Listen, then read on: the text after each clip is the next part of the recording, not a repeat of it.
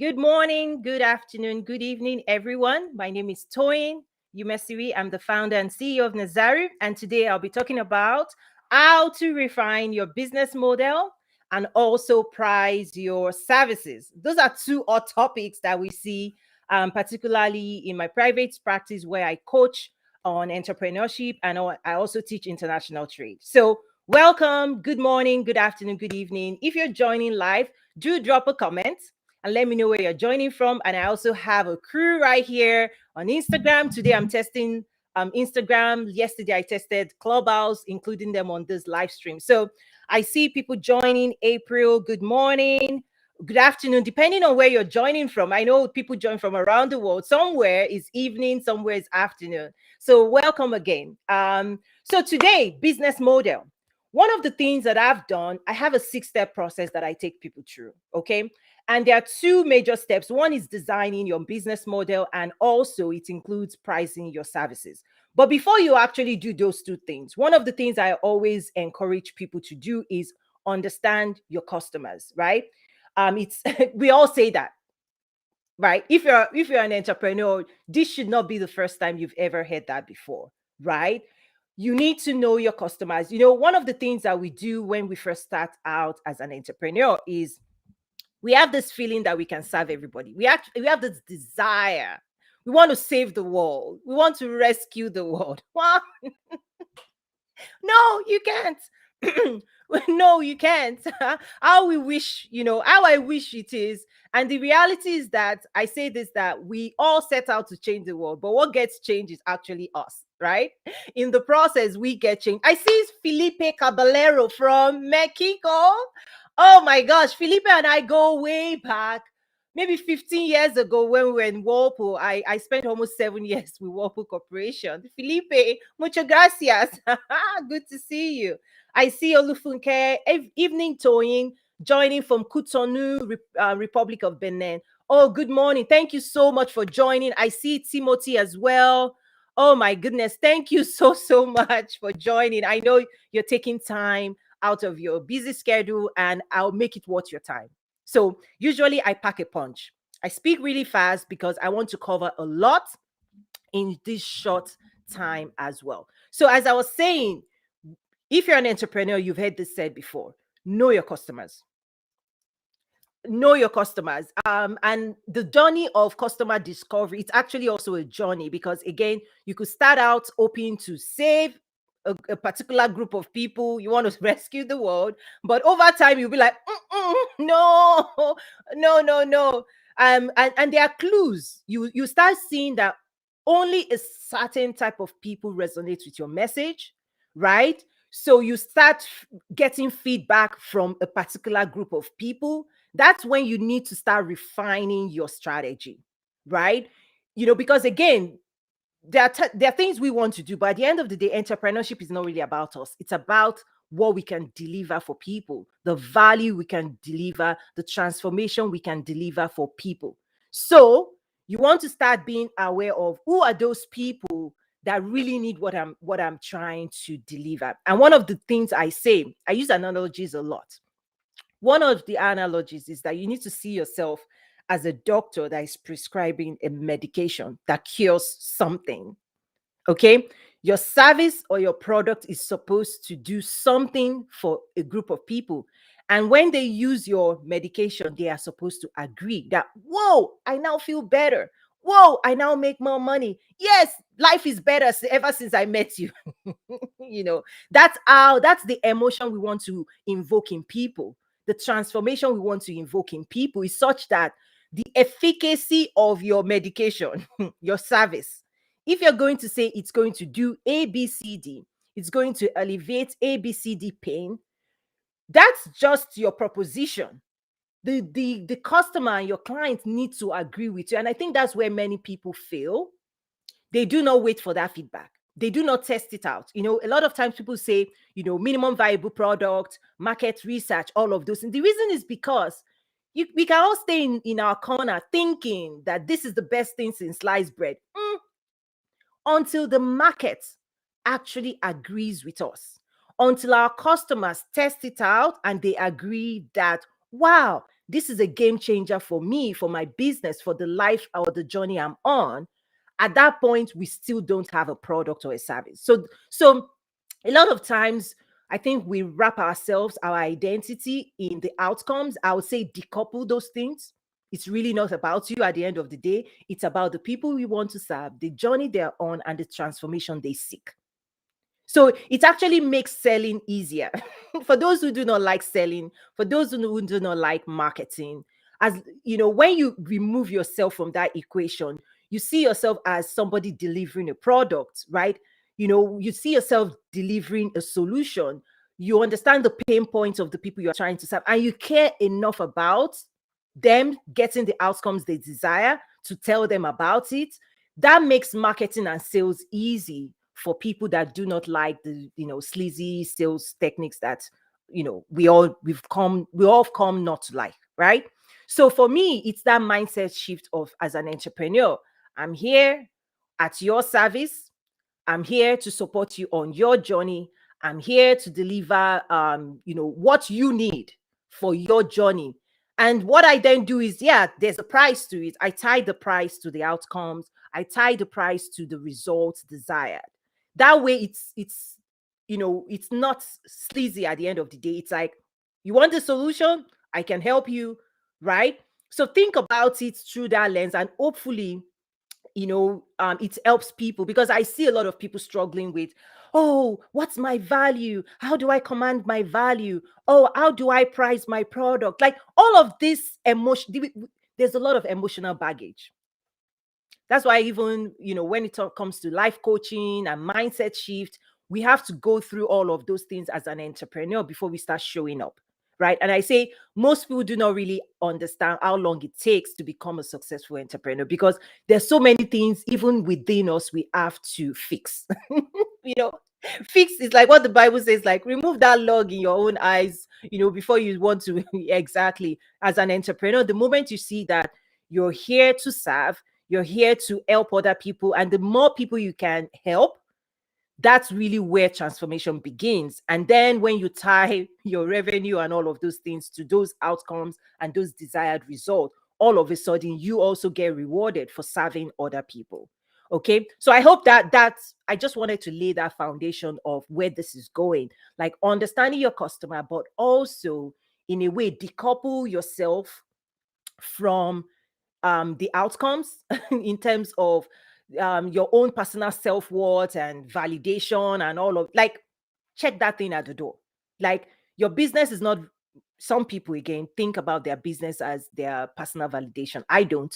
Like, I have a real life. I have people who love me. Like, there's a lot of mindset things that people need to get over. And that's why my life coaching, the first session I have, is tackling all of these things, right? Because people have linked their personal self-worth, their own life. Um, it's not healthy. It's not healthy. Like, for example, let me just give example. So let's say you're being coached to be on social, to share posts and everything, to share knowledge, and then you're sitting right there and you're saying, nobody liked my post, and then you run and say, oh, and feel sorry for yourself. No, no, no, no, no. Please don't do that to yourself. No. All you have to do is, okay, take on the responsibility, like, okay, my messaging, how can I enhance my messaging? I want to deliver results to a group of people. How do I understand, how they communicate? How do I understand the best way to communicate with them? So if this post didn't get the type of engagement I'm looking for, let me try other things. So it's almost like we're in the lab testing out outcomes, not wrapping my emotion to people didn't respond to a post. No, I just say, okay, I need to try a different method. I need to try something else. I need to message in a different way, right? Like, there's something missing, because I know, because of my solution, and because I trust the results, the outcomes, and I know people so much need this outcome, then I have to keep doing everything I need to do to get the message across. That's my own personal philosophy. Is I take on the responsibility in terms of my messaging. So when it comes to crafting the words, crafting the message, even this format is another thing I've now embodied, right? Or going down this path. is because this is so important for people to know. Entrepreneur, so many people are moving into entrepreneurship, and I'm saying, whoa, whoa, whoa, time out. You need to prepare. Many people think it's easy, and because you think it's easy, people are not preparing. Let me repeat that. Many people think entrepreneurship is easy, and because they think it's easy, they're not preparing. And when they start on that journey, it becomes harder and harder and harder. And they're like, whoa, nobody told me this was it. So I'm telling you for real now, you need to prepare. Just like if you want to be anything, any other profession in life. I want to be a doctor, I want to be a dentist, I want to be an astronaut. You count the cost upfront, right? It's only in entrepreneurship that I see we don't, and I was guilty of that. Guilty as charged. We race out like, yes, we can. But no, no, no, it doesn't work that way. So here's the key: we need to prepare. If you want to be a successful entrepreneur, you don't know what you don't know. So you need to approach it as a student. We are all students of this thing called entrepreneurship. Those who have gone ahead of us, 30 years, 40 years, 50 years, they know something we do not. I'm telling you for real. We learn every single day. And those of us who have learned faster, we can teach other people, right? Because you can go the next 2, 3 years, every smart person figures this out eventually. But the cost is higher when you figure it out. But again, for me, people are on their journey. We serve as a guide. I have the honor to serve as a guide. Everything I've learned, I now put it out there. I now teach, coach. I host classes, master classes, masterminds, all of these things, because in the community, I keep hearing people struggle. Okay, so back to the topic today. So I've laid the foundation. The topic today is around how to refine your business model and how to price your services. Those are two things that I've seen people struggle with. Awesome. So thank you again for those joining. I see Instagram. Um, I sense stability. Hello, Ben Groove, Malango Designs, Angel, Angie. Oh, I apologize. The name. Onyx Ray, good morning to all of you. Good afternoon. So happy to have you with me today. So, when it comes to business model, a lot of times I see people start with that. In fact, people talk about business plan. Business plan is great. I love it. But one thing I have to call people out is that imagine if you want to build a building and you get the best architect to draw a building plan. The building plan is on paper. It looks amazing. It looks fantastic, right? You know how many rooms it's supposed to have. You know where the windows should be, the door. You have all those, right? You're excited. This is what I say. Your building plan is not a building. Your business plan, it's not a business. Okay? So that's something I ask people to really be aware, because we have that business plan and we're like super.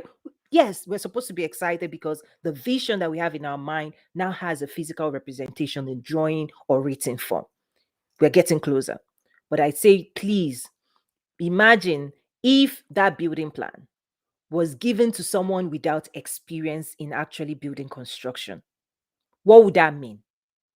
Okay. So you have a business plan that looks incredible. You probably hired somebody to put all the numbers look right, everything looks right. You could even take it to a bank. Fantastic. But who is the person holding that plan? What experience do that person have? Like, you can take that building plan and give it to an inexperienced someone, and the person say, "Oh, I'm excited to help you with your building." In this case, you as the entrepreneur, the fresh entrepreneur, you are that person without the experience. If you've never built a business before, if you've never been an entrepreneur and this is your first time, we need to be humble enough to understand we do not know what we need to know, right? So if you give no matter how fantastic the building plan is, okay, if you hand it over with somebody that do not have experience, what would the results be? Can you just have that visual? Oh, where does the floor go? where does the you're like, scary. Yeah, we've been there before. So a lot of times we're struggling, we're muscling through. It's because we don't know what we do not know. So I want to I'm using that to say, slow down, right? go on a journey of discovery, approach it as a student.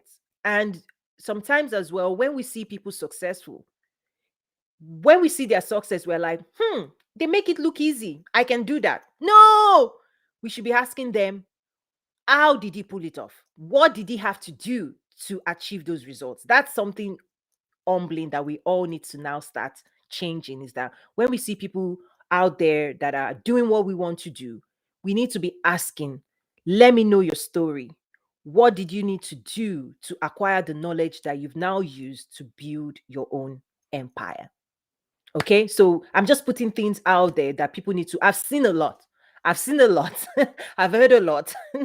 In fact, one of the things now I say when I'm on Clubhouse is that anybody that makes entrepreneurship sound easy, it's a telltale sound. I'm like, that's an inexperienced person, right? Because if you've actually done it, you are humbled.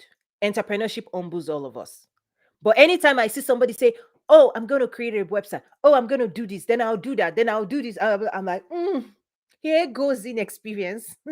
Because that thing you're saying you want to do, it's still in your dreams, right? The day you step out and I say, let me build this skyscraper, and you dig, the first day you dig, you be like, oh, you're muscling the energy. Dig when you're digging the foundation, you're digging the first floor, you're laying the first floor, and then you're putting the structures in place. You be like, that's what that's what entrepreneurship is. You're going to breathe like, oh, I need to figure this out. So that's one of the things I tell people. Please, let's approach entrepreneurship as a student of it. So let me just see if there's any reaction or questions along that. Does this make sense? Okay, thank you again. Felipe, saludos, amiga. Oh, thank you. Saludos as well. Okay, so when it comes to refining your business model, okay, we need to understand that the climate, the business climate today has shifted. Consumer behavior has changed, where people are spending their money, right? How they're spending their money has also changed.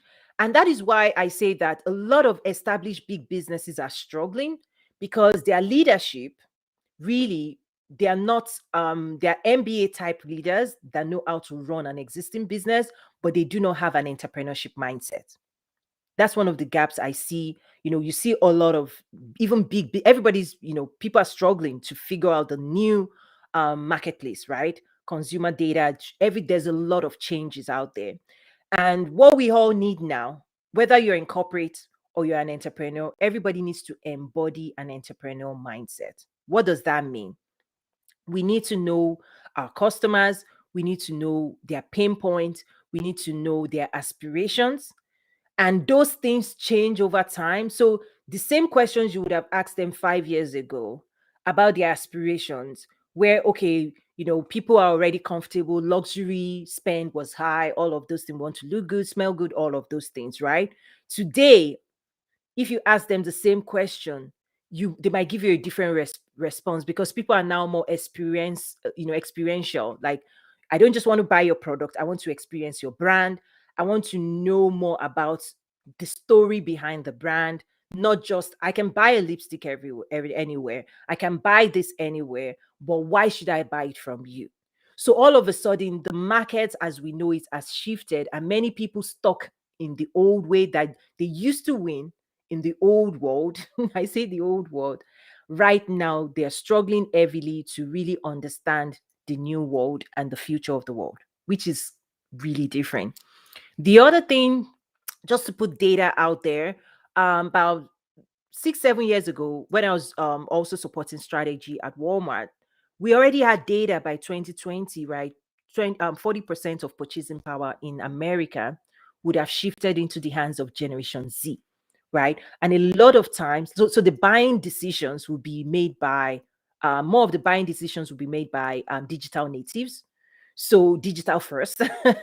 They all grew up. They don't know a world without the Google, Facebooks, Twitters of the world. They were immersed in that culture. They want to buy certain, like, all of the things their parents or grandparents, baby boomers did.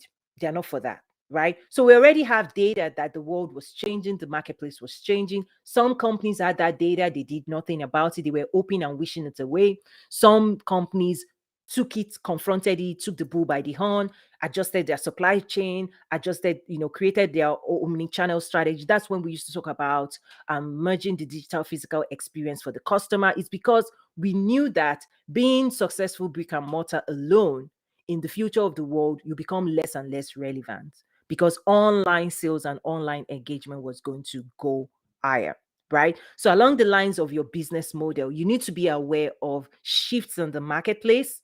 The reason you need to refine it is if your business model was designed years ago, you need to now take a closer look at why you're doing what you're doing and for who, right? And what are they thinking about today, right? You need to really take a closer look at that.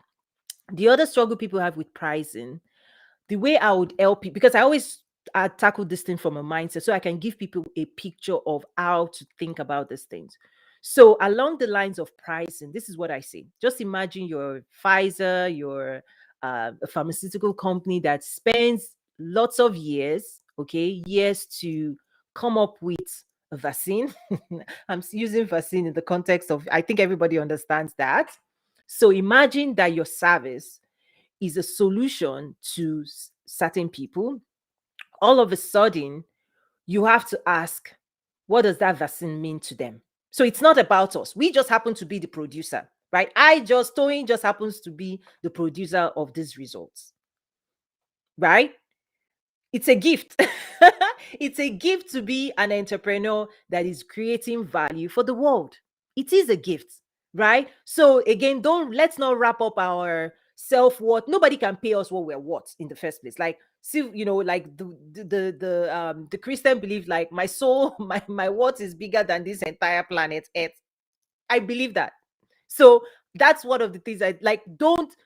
I don't know why I'm repeating this. If somebody needs to hear this, do not tie your self worth to the outcomes of your business or even bank account, right?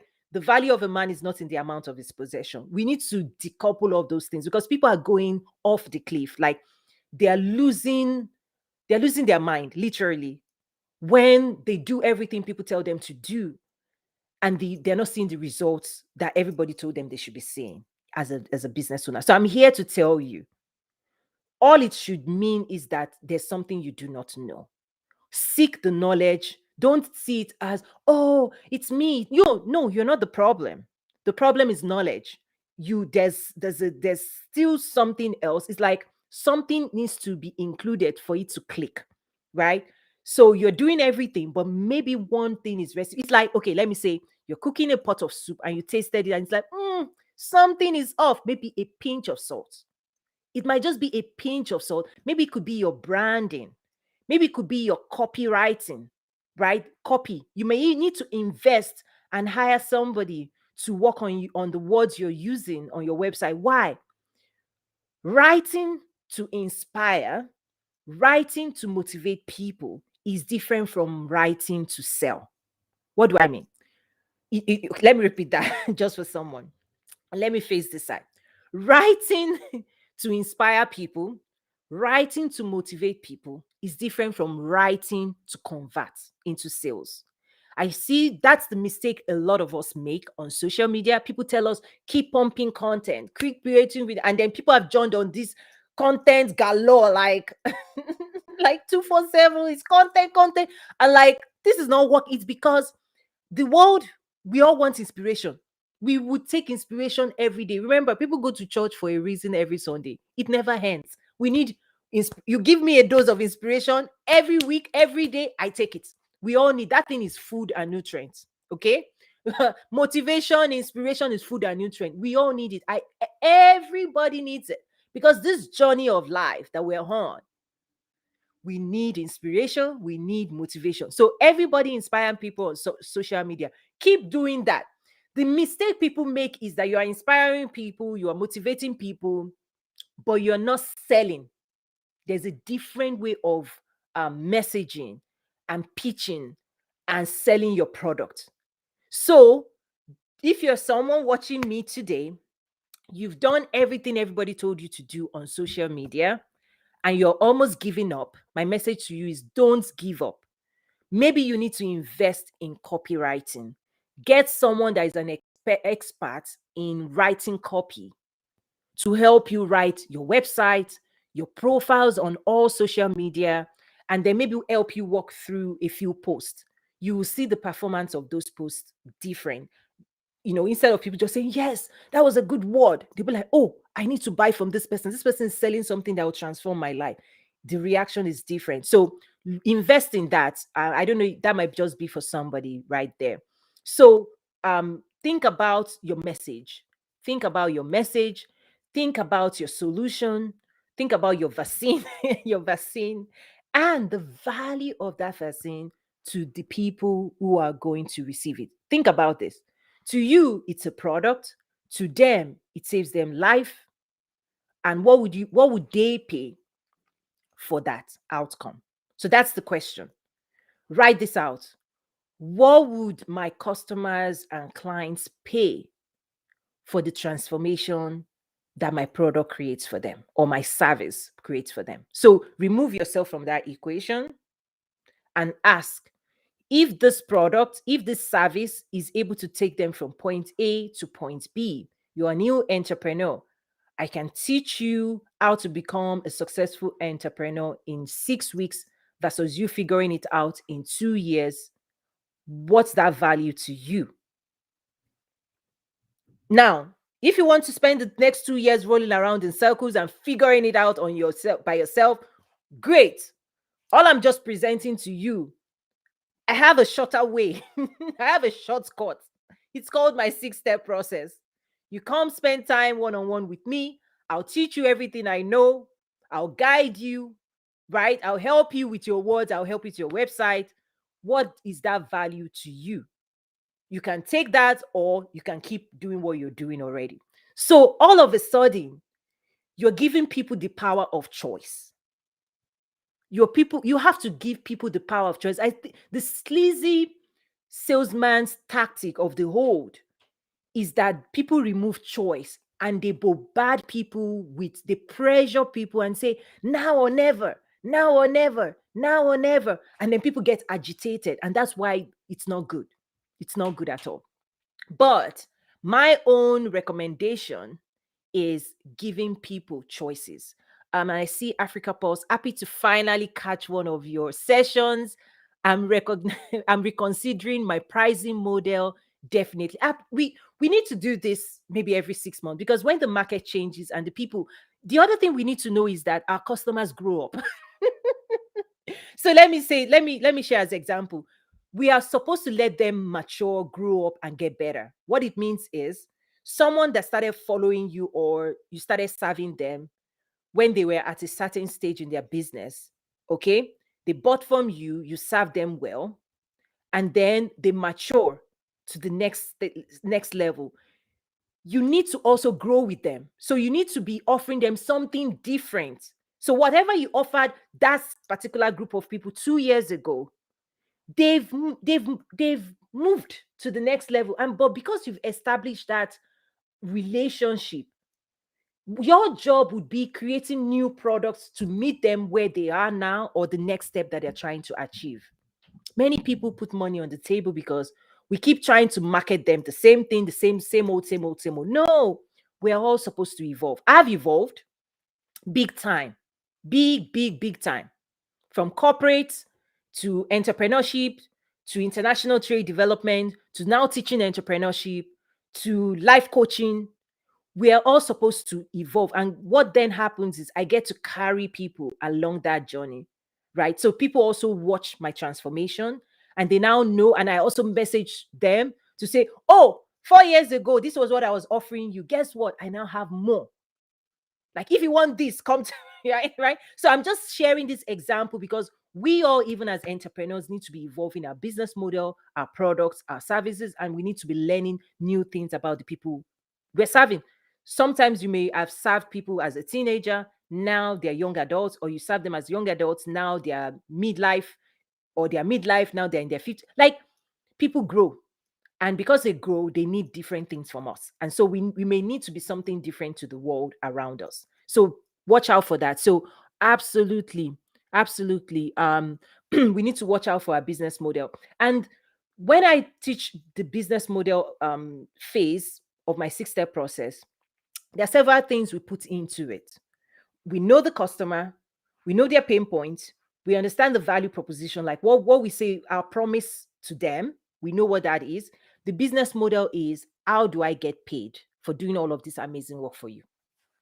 Right? So I always start with, okay, let's understand who we want to serve, what their pain points are, how we want to solve that, or their aspirations. We understand and we write those things. You actually have to flush it out. Like, I usually draw things on the board. It's a science project, right? Your business model is, if I deliver this value that I promise to these customers and they achieve that outcome, the desired outcome, right? How do I want to be paid and rewarded for doing all those things? That's how I describe business, because I have to break these things down in simple terms that everybody on the street can understand what business model is. Because I have books around business that it's complicated. They complicate these things and they make it. No, I just say, how do you want to be paid? How do you price? How do you want to be paid? What are your channels? That's where your business model is. This is me being selfish. I'll give you value. Start out being empathetic, right? We need to start out listening, applying empathy, listening to our customers. But if that's all we do, and I share this, and I'm going to face this side again for this next thing. If you've listened to me before, I've said this before. The only difference from a charity, a not for profit, and a for profit organization is if they don't have this business model designed. Okay. Charity is you have expenses, you have overhead, you're bringing value to the world. But the difference is that the people that are consuming your value, the people you're bringing the value to, they cannot afford that value. So you have to use somebody else's funds and finances to serve those people because they cannot pay you back. The difference is that when you're in commerce, when you're a business, for-profit business, the difference is that the people who consume your value are the ones to pay you back. Like, you buy my socks, pay me. You buy my lipstick, pay me, right? Whereas for not-for-profit, you're bringing value into the world, and you already know that the cost of creating this value. So overhead, real cost, direct cost, indirect cost, all of those things, the people cannot afford it, but you still want to bring their value to them. So that's why you have other stakeholders and partners that you have to use their own resources to run your own engine and bring that value into the marketplace. But guess what? Not for profit and for profit, you all have operational cost, the same operational cost, right? You have, right? You have to build efficiencies. But the only difference is that when you don't design this business model around the people that is consuming your service, how you want to extract value back, if you do not design that, then you are a charity. And I see a lot of entrepreneurs, we're creating value, and because we've not re-engineered our business model, we're not extracting value back. We're creating value, you're not getting value back. That's when you need to know that you need to refine your business model, right? So your business model, just think about it as, I'm in this for business, I'm in this to create value, but also to extract value in return. How do I go about designing it in such a way? Because if you don't design it, the world as we see it, we love free. I love free. You offer me something for free, I'm out of here. I'm out of here. Isn't it true? Free is good. But then your business model is, you could do freemium, start people out as free, let them have a taste. And then if you want to upgrade them, they pay, right? Subscription model. Okay, subscribe to me, dosing you. Remember my vaccine and dosage analogy. Subscribe to me. You like this? You like this version of Toyin? There's more. Every month, do you know I host a mastermind and a masterclass in my private practice? Do you know? See, I'm pitching you now. If you don't know, I just told you. I'm sharing this so that I want people to feel more comfortable selling and designing there's nothing wrong. I see a lot of times where there's a lot of discomfort in people around there's a lot of discomfort around entrepreneurship. I don't know why. Well, maybe I do, but I'm here to say, let's calm down. Okay. This stuff is like, it's natural. It should be, let's make it natural. Right. So, for example, let me share how natural this is. I'm happy to be doing, share and educating people. But the truth is, every single month, I do host master classes, right? And masterminds in my private coaching practice. I have an entrepreneurship academy. I also have a trade and trade with Africa summit. For those who want to go into international trade, I have courses around, export development, trade and investment facilitation for those who want to work with government and investors. It's truth. It's not for everybody, but I get to share it so people know if that's something you need for your own journey and you need to learn from one of the best in the world. I have a space for that. There's a price to it because that knowledge also helps you achieve your goals, your own commercial goals. So there's nothing. So let's get all comfortable. So if you're following me, part of my message is let's all get comfortable around entrepreneurship, about structuring our business, about commercialization of our talents. Let's get comfortable. Many people have been doing it for centuries. If you're new to it, if you're the first one in your family, that's fine. But I'm here to say, let's get comfortable, commanding our value in the marketplace, understanding the pain points people are going through, being empathetic, but also understand that I also need to be empathetic to my own needs. Be empathetic to your own financial needs. And refining your business model is that journey that you're on. Pricing is around the perceived value from your customer. Remember, we've already done the assignment of knowing what they want. So think about it from their perspective. What does this transformation mean to them?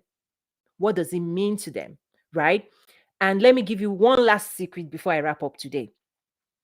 There's a way, it's a perceived value.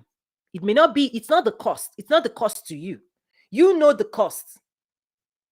Perceived value, there's a way to engineer perceived value. Are you ready to get top secret? The cost of producing those outcomes is one thing. The perceived value, you can actually increase the perceived value by investing in branding. Why?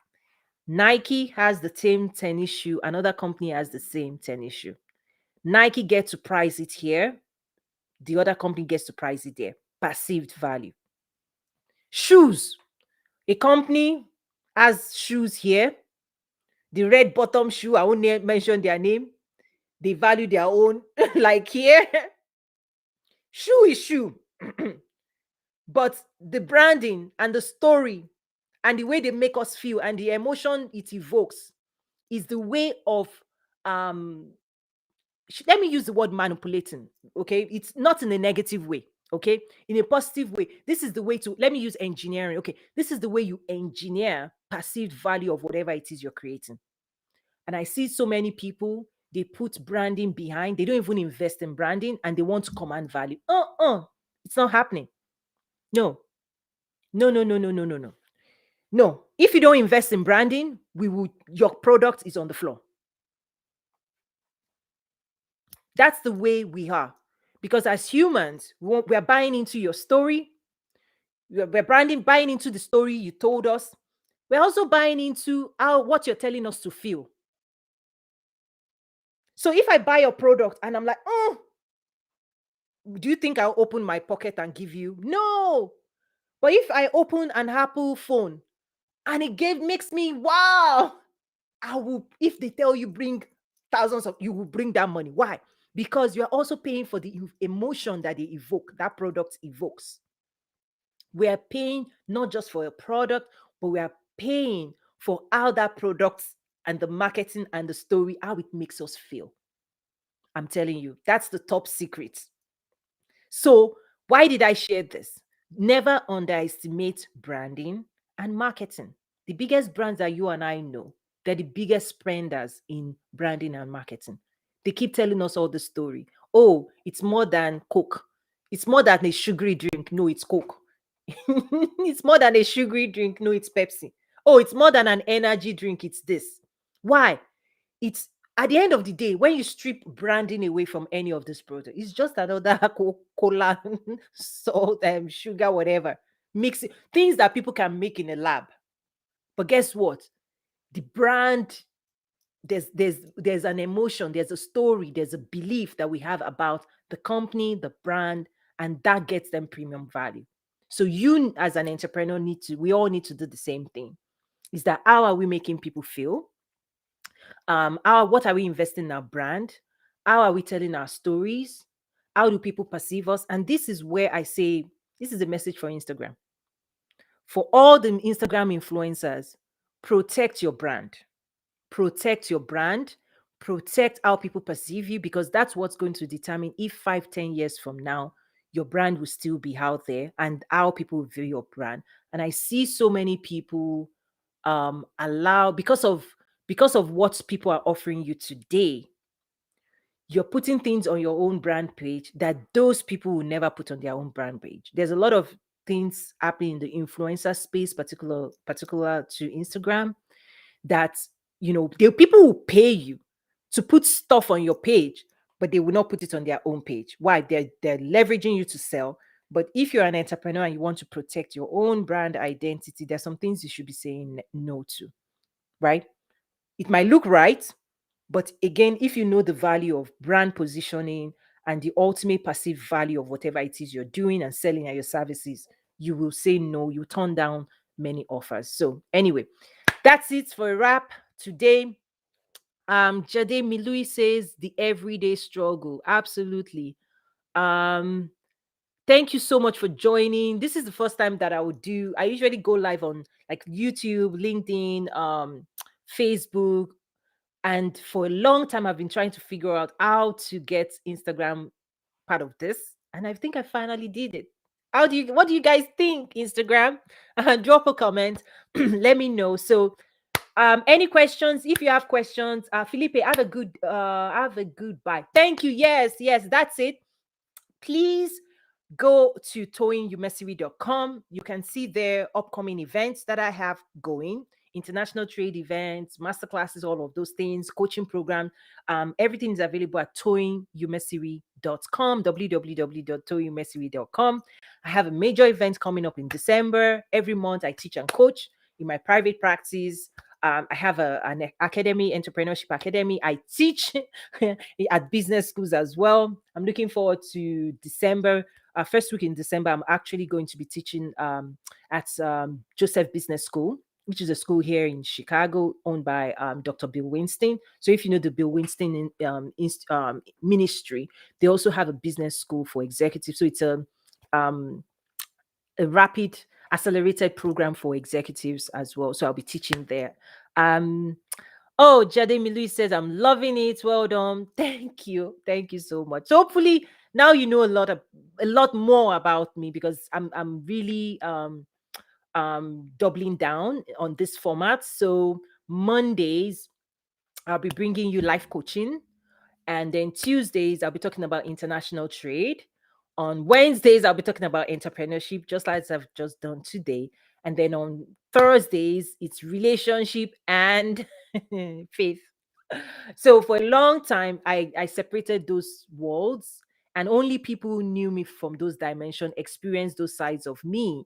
And I know people follow for different things and got me confused for a long time. Like, there's so much to tell you. Like, how do I bring that out? So now there's something for everybody. So life coaching Mondays, international trade, exports, all of those things on Tuesdays, and Wednesdays will be for entrepreneurship, because I know many people who follow me. They just want entrepreneurship. They're not interested in all the trade with Africa.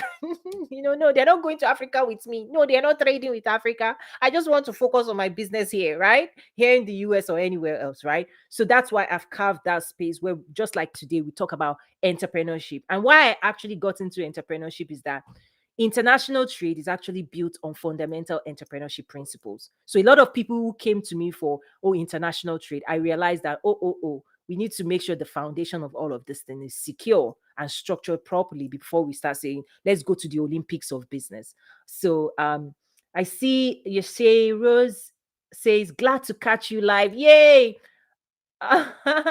He says your sorority works with me and speaks highly of me. Thank. Is it Tema? Is it Tema? Is Tema your sorority sister? Let me know. Yes, I have some amazing people like in my personal coaching practice and my clients that we do stuff. We do life because when you take me on as a coach, you get all this dimension of towing, like life, mindset, business, everything.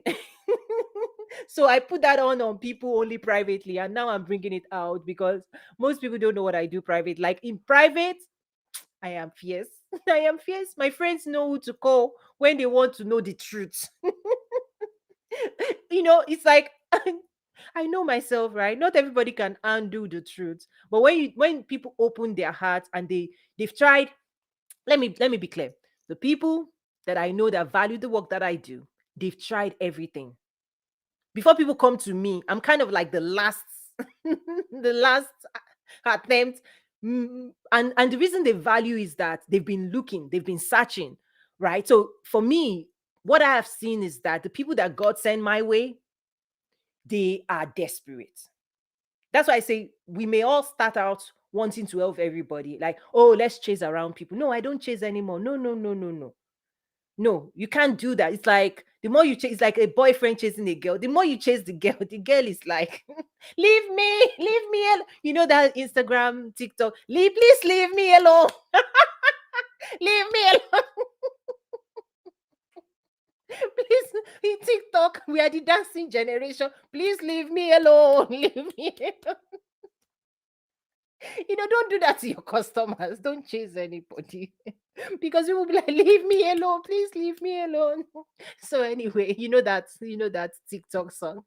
So anyway, so what I say is that for me, over the years, I've just come to realize that because of the fierceness of my directness, which creates transformation for people, only people who want transformation get to value what I do. People that are just starting and they have this feeling like, we don't need Toyin, we'll figure it out. I'm like, please go, go. And I've seen people go 1 year, 2 years, and they come back. I'm like, hey, now you will listen. Now you will listen. Don't be that person. Sometimes God is telling you, come, come, come. I have something better for you. You're like, no, I can do this myself. I'm super smart. And God will say, okay, go. You go around, spin, spin. Like yesterday, someone was asking, like, why did the Israelites go around in circles? Sometimes God needs to work some things out of us. See, I just switched to the spiritual side now. Sometimes the reason we're moving around in circles is because there's a mindset God is trying to get rid of.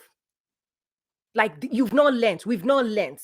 We are not ready for transformation. So, okay, keep walking around. You're doing the same thing over and over again until say, okay, okay, God.